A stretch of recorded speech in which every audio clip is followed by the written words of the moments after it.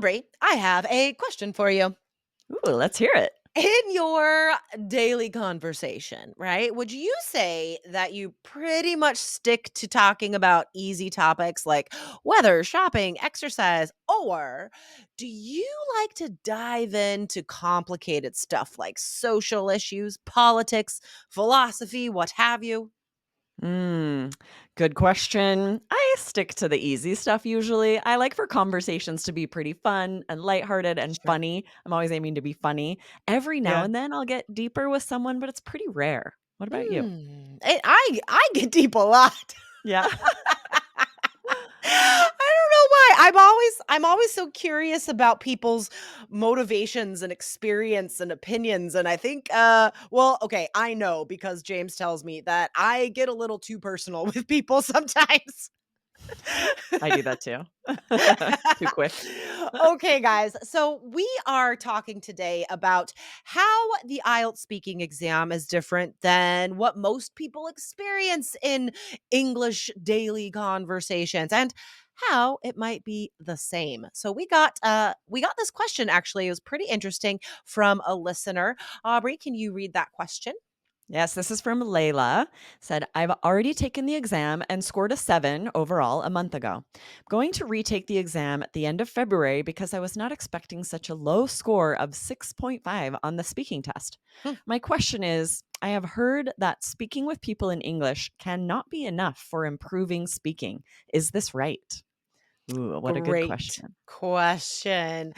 Um, First of all, Layla, amazing. You already got a 6.5 on the speaking test. And often when people get a 6.5 and they're surprised by that, it's usually just a matter of learning the IELTS specific things the examiner is looking for. And that's what we're talking about today, guys. Just speaking English with other people on the daily. It's not enough, right? It's enough for a 6.5, but not higher than that. So let's talk about why. First of all, let's talk about part one. Aubrey, can you let us know how part one is the same or different than daily speaking? Yeah, part one is probably the most similar to your daily conversations Totally. because you're likely to be asked about friends and your weekend, and they're more informal. Because Yes. of this, the examiner is looking for more informal vocabulary, Mhm. slang, idioms, and you might be asked, what movies did you like when you were a kid? So this will likely be things that would come up in conversations, but Totally. there are some differences as well. Yeah, I think the main difference in part 1 is in the grammar that we use. When we're just chatting away with another person in English, there are a lot of incomplete sentences. We pause, we start over. The sentence structures are often pretty simple.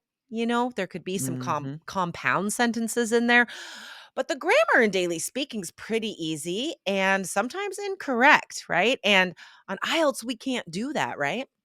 Right. And we're more likely to be repetitive. Like in one conversation, I might say for sure or totally 10 times. Totally. And on IELTS part one, you can't do that. You have to Yeah. switch it up, use a variety of vocabulary too. Exactly, exactly.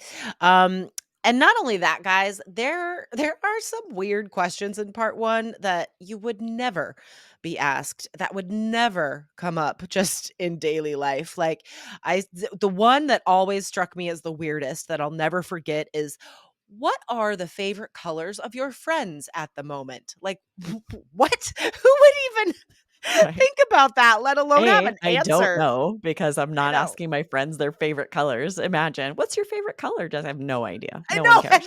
that's also, like exactly, that's not something that adults talk about No. anymore, like, six-year-olds talk about that, you know? Right. "My favorite color is blue." As an adult, you're like, I don't care." Like, I don't know, I don't think about it. Yeah, and you can't just say, "That's a weird question, I don't know." Like, you have Right? to have some kind of answer, whereas in a conversation, you could say that. "That's weird, I don't know." Exactly, exactly. Alright, guys, so part 2, I really think part 2 is the biggest difference, right? Like, what do you think? Yeah, I agree, right? Rarely in a conversation will you just speak for 2 full minutes. In fact, you're not a very good conversationalist if ever you just speak for 2 minutes and don't ask a question or let the other person talk, so it's not Totally. a lot like conversation. Exactly. I could see this happening in real life if you just got back from vacation or you just had a traumatic experience or like there's a big story that you're telling your friends at the moment, right? Like that's really the only time it could be similar to something that we do in real life.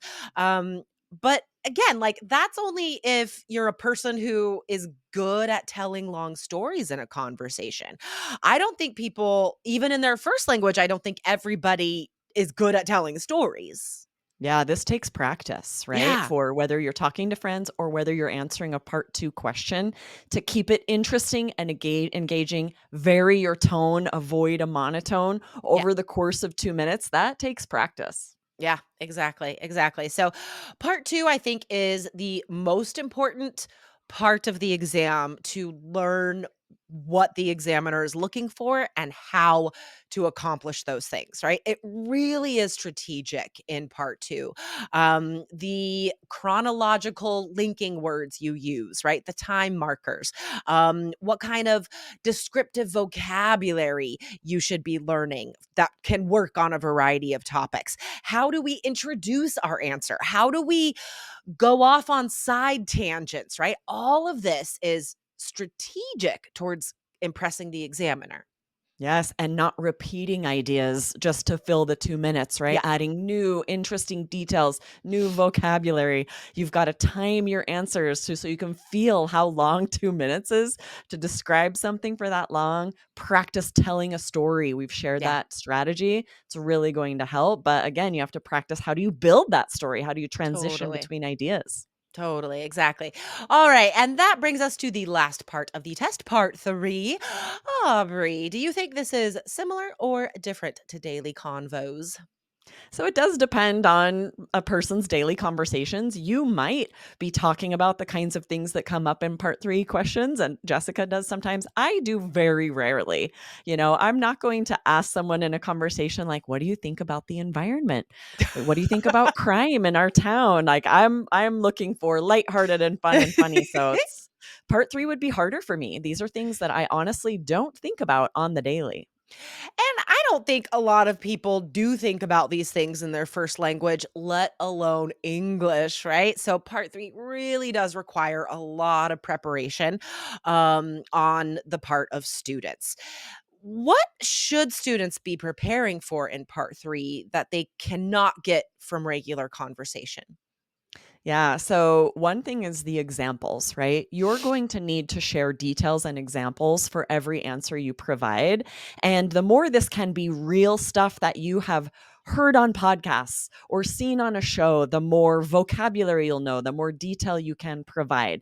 It is difficult to just make something up about a complicated issue if you Mhm. haven't thought about it a lot and if you haven't been listening to a lot of English and hearing about a lot of different topics. 100%, 100%. So the main takeaway today, guys, is yes, speaking to other people in English on the daily is fantastic for your speaking and your fluency, right? And it will help you on the speaking test because, again, fluency, practice, confidence. However, as you've heard today, there are some big differences that affect your score that do not come up in daily conversation. Yeah, and it's really vital that you understand the scoring system because if you scored a 6.5, you may have no idea why. Was it vocabulary? Was it Right. fluency? Was it grammar? You really need to know what you're being scored on and what you're lacking. The best thing you can do is do a mock speaking test with an IELTS expert. Like we do these mock tests where we can give you your score for each section and your overall score and then specific details about what you need to improve, what is pulling down your score, so that you know how to study to get the score you need. Exactly, exactly, Aubrey. So if you're interested in that private coaching, go to allearsenglish.com/KEYS and you could see the options there. Otherwise, guys, we will be back on the mic soon. Thanks for chatting, Aubrey. Awesome. Thanks, Jessica. See you next time. Bye.